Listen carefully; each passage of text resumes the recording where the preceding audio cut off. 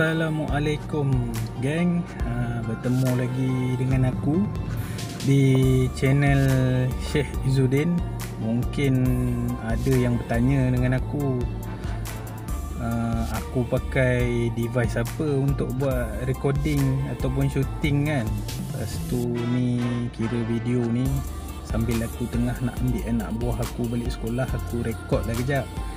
Lepas tu nanti aku tunjuk kat korang aku pakai device apa. Bertemu lagi nanti di video sambungan.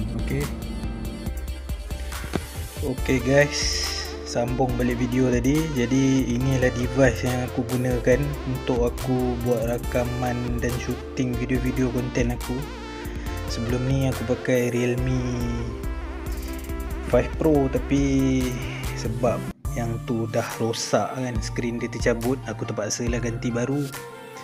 Lepas tu kebetulan aku dah, orang kata boleh katakan selalu buat video konten sekarang ni dalam masa sebulan lebih ni. Jadi device ni nama dia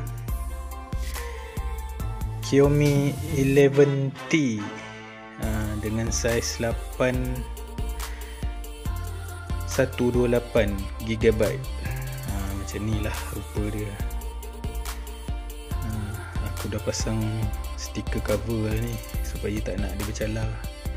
Aku pilih device ni sebab dengan bajet aku yang ada waktu tu, dengan feature dia video recording tu, dia ada OIS. Jadi kalau kita rakam shooting ke apa kan, dia tak adalah gegar ke ada gangguan dalam video tu, steady lah videonya. Lepas tu aku nak bagi tahu kat korang apps apa yang aku gunakan untuk editing. Ni aku tunjuk lah.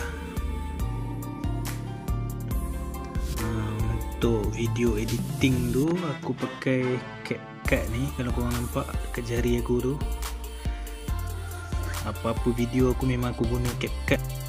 Okey, kemudian untuk intro maker tu, yang kita punya intro video tu, aku pakai ni, tengok jari aku ni.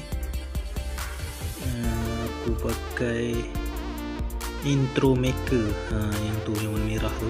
Lepas tu untuk thumbnail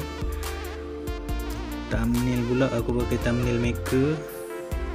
Lepas tu untuk aku letak gambar dekat thumbnail tu, aku pakai background eraser, gambar-gambar aku tu kan. Jadi aku capture, lepas tu aku erase lah gambar-gambar yang kat belakang tu, kemudian letak dekat thumbnail. Macam tu je lah guys, apa yang aku pakai. Sebab yang aku buat video ni ada yang bertanya dengan aku pakai apa kan. Jadi ni aku bagi tahu lah. Ok, terima kasih banyak yang mana yang support aku apa semua. Jumpa lagi di video yang akan datang guys. Thank you very much.